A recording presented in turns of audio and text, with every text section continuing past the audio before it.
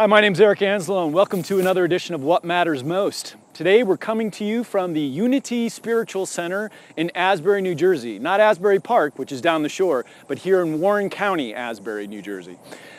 Here at Unity Spiritual Center, people come together to grow their lives and to make the world a better place through spiritual social action. And we're going to be talking with Phil Shiva Jones, who is a rock, blues, jazz musician who uses sound as a form of healing and meditation. Now this is a didgeridoo. Many of you will recognize it as the instrument of the indigenous peoples, the Aboriginals of Australia. Phil parallels the didgeridoo, which he refers to as a non-denominational meditation accelerator. He parallels this with Eastern philosophy, New Thought, and Aboriginal traditions. He is an accomplished musician. He is the lead singer and songwriter from the renowned British band Quintessence. And get this, he's the only artist to have performed at the original Glastonbury Music Festival in 1970, then in 71, and also at Glastonbury 40 years later in front of 200,000 people. And then in 2011, he performed at the Byron Bay Blues Festival in the wonderful area of Byron Bay, Australia, in front of 100,000 people. So let's go say hi to Phil. As I said, Phil is an accomplished musician and an engaging interfaith minister, and he travels around speaking at churches, spiritual fellowships, well-being centers, yoga studios across the United States. And he was a regular presenter at Deepak Chopra's Center for Well-Being. He's been on countless TV and radio shows around the world. And he's also featured on the IMAX and DVD of Sydney, The Story of a City. Yeah. I've got some stories from Sydney too, but that's for another show and another channel. Anyway, good day, Phil. G'day, mate. How you going? Good. How you going? All right, mate. All right. Yeah. Good to see you. Yeah, let's just jump right into it. Now, describe your spiritual journey from like rock, jazz, and blues to the healing sounds of music and whatnot. You know, I think it's always been there. It's just become more focused and more pronounced these days. I don't hold back at all. In the rock world, it came through, but not as direct as it was today at the church service. I'm in a church, a little different to a rock audience, but I always put the themes of spiritual upliftment, the evolution of human consciousness in my music, always, whether it was in rock, east, west, jazz, rock, fusion, whatever. I always put it in there. So we go right back to the early days with this kind of music. Early days meaning, around the time of the Beatles in London, around 68, and looking at it probably as objectively as I can, there were two people that were really forging ahead with this kind of spiritual thrust in rock music. One was George Harrison, and the other one was me and my band Quintessence. Right, because the Beatles, they had the Maharishi, right? That's right. And I think George really went out there as far as he could within the confines of being a commercial artist. For me, I didn't have that. Not a great thing for a musician to say, but I didn't care whether we sold 1 billion records. Gotcha. For me, it was getting the message out. So I think we took it a little further than George, although George's message was great because it went out to a lot of people. Our thing was pretty focused on spirituality, and if you loved the band, you were a fanatical fan. If it challenged your values, you go, oh my God, this is not an act, this is serious. Did Quintessence actually go to India or make any kind of pilgrimage to an Eastern? Did not, but our music was played there a lot. Oh, wow. Yeah. Wow, that's an honor. Yeah, we toured England and Europe extensively for years. Yeah, so we're still very well known. I had some fans who've become good friends now call me up, and they love the band, and they just said, would you come back for a tour? And I said, yeah, if the funding's there, I'll do it. Yeah. I got a call a few days later, and they said, we got the funding, come on over. So we got a tour for next year. Fantastic. For Quintessence. It won't be the same lineup, but it'll be a great band, and it'll be me in the front. And you guys, correct me if I'm wrong, you guys sold out the Royal Albert Hall twice? Actually, we played there 3 times. Twice with Creedence Clearwater, who apparently requested to double bill with us. So we opened up for them. And then a year later, we did a solo concert and sold that one out. That was Christmas Eve, 71. Wow. Okay, so let's get back to your workshops. Sure. How do you incorporate this Eastern philosophy, these Aboriginal traditions, and this new thought? How does that all come together, or is there some sort of through line in all of it that kind of brings it together? Well said. They kind of parallel each other. That there's an underlying truth with all philosophies, spiritual paths / religions.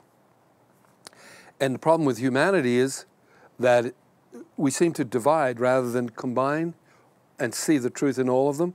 So what we do is, if you don't pray the way I do or worship the way I do, then I'm not your friend, and you're probably going to go to hell. And if you don't go to hell, I'll send you there. So what I've found with this instrument is that it's non-denominational, has no sticker on it. It is purely an accelerator into that deeper state of cosmic conscious connection, which point you can connect with your concept of the divine.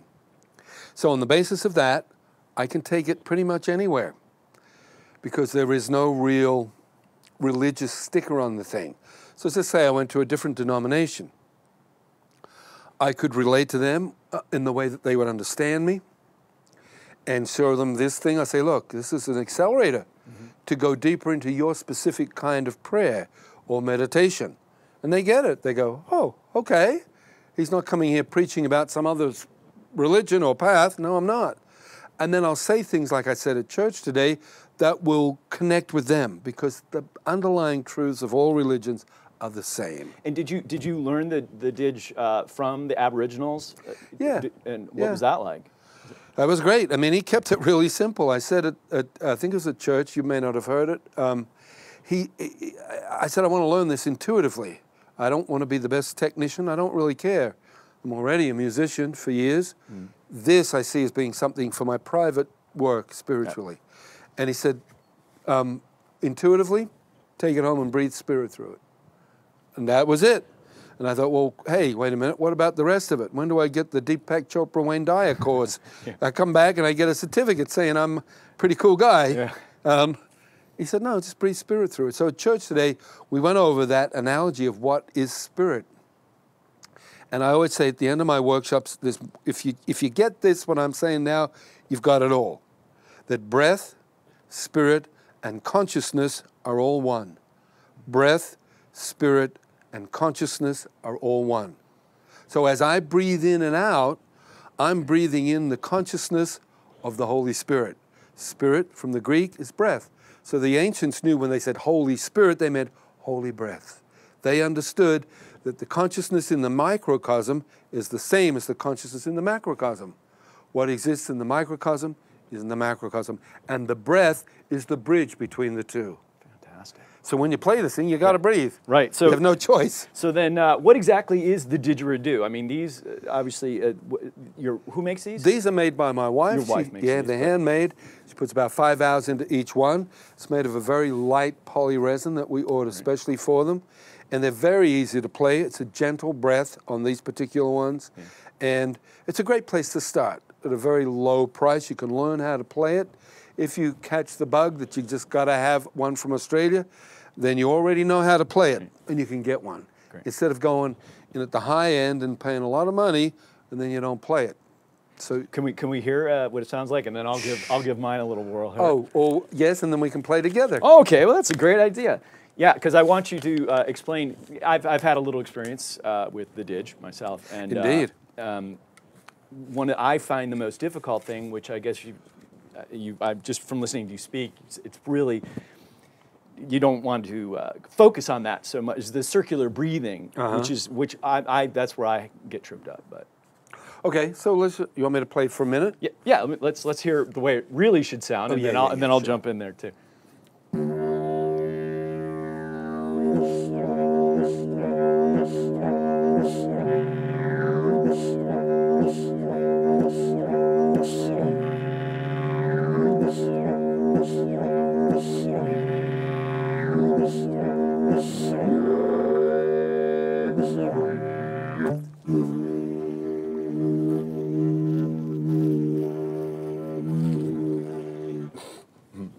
See? Got to take that breath. You're getting there.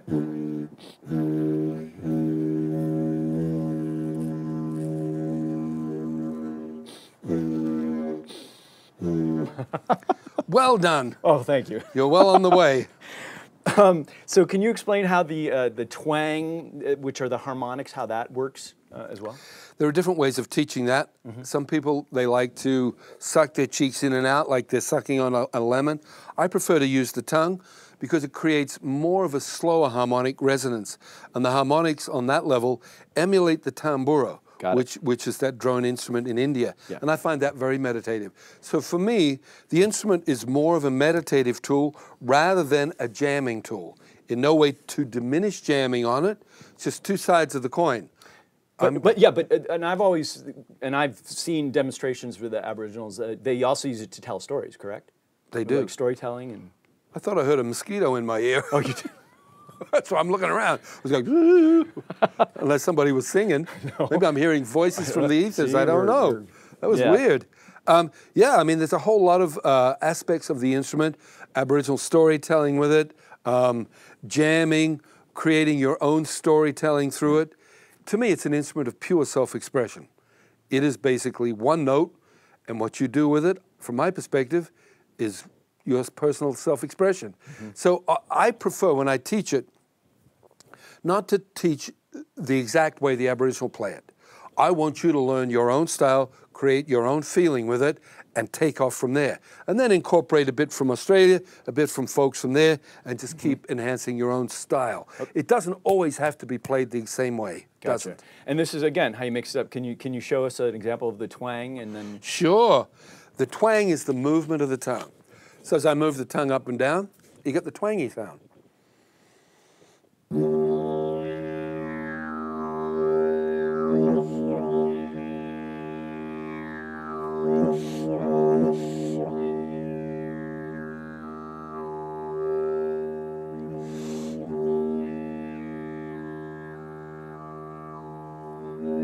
Hear those little harmonics dropping down?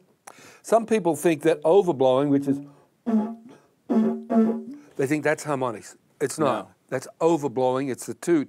The harmonics are actually the subtle notes that resonate above the key of your instrument, which I just played you then.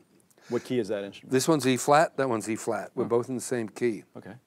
So as I move the tongue down, I'm introducing 7 or 8 harmonics at least. So it takes it from a one-note instrument to a polyphonic. It's now multiple notes without adding anything, just the movement of the tongue. So let's see what you got going on.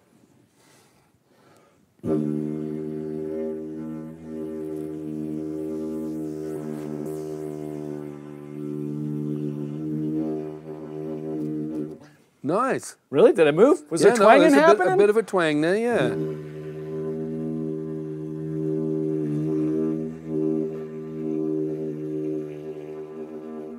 Very good.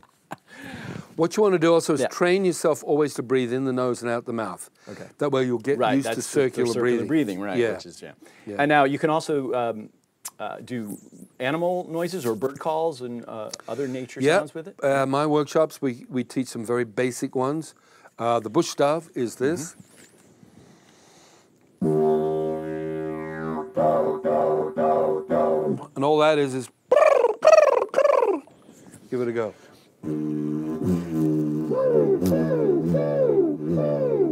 Yeah. Wait, one more time.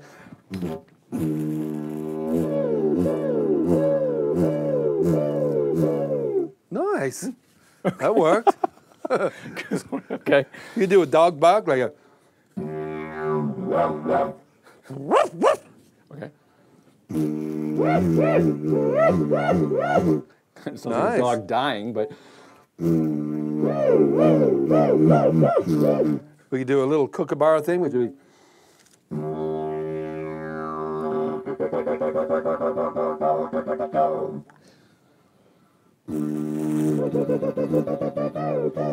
Oh, sorry. Guys, he's brilliant. Look at that. He's brilliant, this fella. I'm going on tour. You and me. Forget the macho man. We'll open up for the. For those guys. They're the village guys. Yeah. Why not? I know. So now tell me, how do you actually utilize the didgeridoo in your healing sessions? I told you there was a mosquito. There is. Look at that. Look at that. Get it, get it. Blast it. Okay, in the healing session? Yes. My sessions are spiritual guidance, counseling, shamanic journeying. People would come to me and they might say, I just can't get to the next level of my journey. I feel like we've got something blocked in here in my heart. And we look at, we identify that through counseling, journeying, find out what it is. And then we look at ways to self-empower them to release whatever it is, heal, integrate, whatever words you want to use, what's blocking them in their heart or wherever it is. With the didgeridoo? Well, that comes, Oh, okay. for them privately, yes, on their own. I encourage them to use it to get clear and centered and then work their program. When they're with me, at the end of the session, that's when I move it around them to lock the information that we've gathered on a cellular level so that they leave feeling empowered to do this. Yeah, and I like the way in your lecture you were talking about there's 3 different experiences from using the Didge. There's the one that you get when you listen to it, like if you listen to a CD. Yep. There's one you get when you play it. When I'm playing it for you. When someone's playing for, and then there's the one you get when you're actually playing it yourself. That's in the first person. Right. That's when. That's fantastic. That's when the real energy is moved. Yeah, sure. You know, when I did that healing for that lady, Yeah. it was deep and it was intense for her and probably profound at points. But I said at the end of it, when you're doing it yourself, you're moving the energy. You're not a satellite around me. You're the center.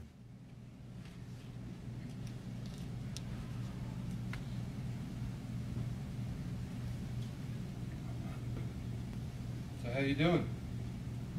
Wow. That was pretty cool. Am I glowing? Yep. I feel like I am. I am too. You compare the sound of the didgeridoo to the primordial sound of the human spirit? Yeah, it's a combination of 3 things: primordial sound, harmonic resonance, and spirit breath. Those 3 things make it an accelerator to the window of the soul where you're self-empowered to reprogram yourself, in other words, to reinvent your personality, to open portals and gateways to higher states of consciousness and enhance the evolution of your connection to all that is. And but then couldn't you say that I could take any other kind of wind instrument, like I don't know, a clarinet or even something like a tuba or a trumpet, and get the same kind of breathing, or is there something special about the actual didgeridoo? Probably one of the most special things is its simplicity. It's only 1 note. So to play this thing, you don't have to be a musician. The less you think, the easier it is to play, which is one of the reasons why it's become popular with younger folks, because they don't have to know anything about music. And pretty quickly, once you learn it, which is not hard, you can be playing with real musicians. So suddenly you're up there on stage playing. When you play with musicians, do you have different digits with different pitches so that you can mix it up? One should. Yeah. Yeah. If I ever play with musicians, which is not a lot because I use it privately for myself, they would have to play an E flat. They'd have to join my key. Okay. But people who are serious about playing on stage, they'll have a few instruments in different keys. One more question about your personal healing sessions. What's the relevance of personal affirmations? The way I teach it is that if you use this instrument to access the theta wavelength, the deep subconscious mind, in that place is the window to the soul. It retains impressions. So when all the monkey chatter is gone and the mind clutter, when I put an affirmation in there, it sticks because it retains impressions. Children are impressionable. When we're first born, we're clear. There's no personality. Impressions come in through sensory perception, sensory attachment, sensory gratification, and it creates a mask over the soul. It's my personality, my ego, and that mask is called Phil. Now, Phil at 63 would like to reprogram a little. What can I do? I want to get closer to my concept of the divine. If I could get clear, get back to that window, I could put new impressions in there and reinvent my personality to be a clearer, more focused channel for these higher energies. And that's what I use this thing for. Have you? Do you have any like success stories that you could share? Only myself. I can only speak for me, but people do get back to me and say, yeah, it's really helped me a lot on a lot of different levels, from health levels, lowering sleep apnea, relaxing heart muscles, lowering stress level, stimulates the pituitary and pineal, which from ancient cultures is the portal and the gateway to interdimensional travel. I've worked with autistic kids and brain-damaged children, had wonderful results with these kids. There's something about this thing that just touches the core of your being. And I've tried my best to put it into words, but outside of that, you just have to feel it and try it yourself. Mm. It's a combination, once again, of spirit breath, harmonics, and primordial sound that make it an accelerator to the deep subconscious mind, the theta wavelength, at which point and that's why affirmations become very powerful then, because there's no monkey chatter blocking it. You put them in there, they stick. They resonate with conscious energy. You reinforce them a little bit every day. They become a powerful force in your being and manifest in your life. Because on that window, as you think, so you become at an accelerated pace. So really what we're talking about is mastering the mind. Wow. Yeah. Whew. Which for most of us in the West, we don't have any of that. No. Not at all. Mastery of the mind is a concept that's way out of our reach. Yeah. Because I've given control of my mind to the senses. Most of us are the slave to the senses, which means what they tell me to do, I do. Exactly. So now, as I've traded my divinity for wampum, I want it back. I own this. What do? I got to change some of the old programs, personality traits, the things that don't work for me anymore, some of them hiding in the subconscious mind on that theta wavelength. So when I get in there using this instrument, I can change those things, because at that point, I'm the boss. I'm the master of all those little pieces that make up Phil. Well, I might not even have to ask this now that you just said that, but at the end of every show, we like to ask our guests, it's the title of the show, but what matters most to you? I mean, what is that lasting footprint you want to leave on this earth? Good question. Yeah. I would like to feel that the work that I do has made a difference in the evolution of human consciousness, bringing us together in a sense of unity, of love, compassion, understanding of our fellow man. I would like to feel that my work had something to do with bringing humanity together, getting rid of the divisions that create conflict. I would like us to understand that materialism isn't the be-all and end-all of everything, that attachment to materialism leads to all the problems on this planet. Ultimately, there is enough for everybody, but it's when the minority take it all, then the rest of us feel like there isn't enough. Here's what came to me in meditation. I said at church today, attachment is the root of all human sorrow. And I think it's something like this. Attachment leads to fear. Means I don't want you to know, I don't want you to have my stuff. I'm afraid that you're going to take my stuff. So attachment leads to fear. Fear leads to control.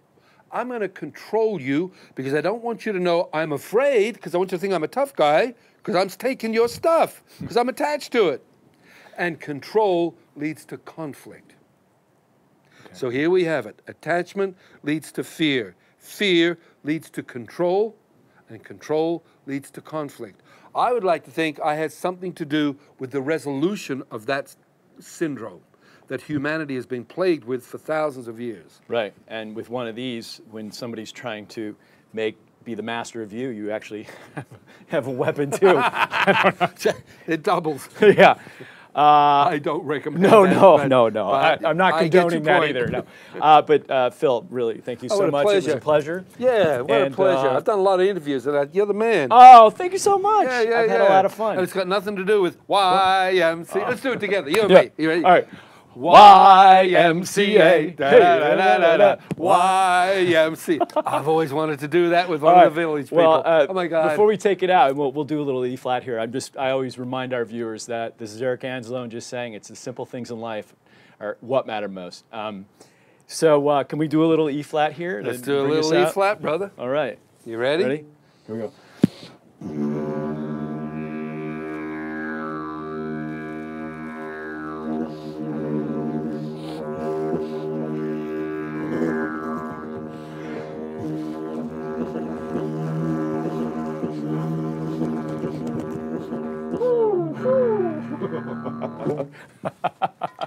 Good It's job. great. Fantastic. That really was a lot of fun.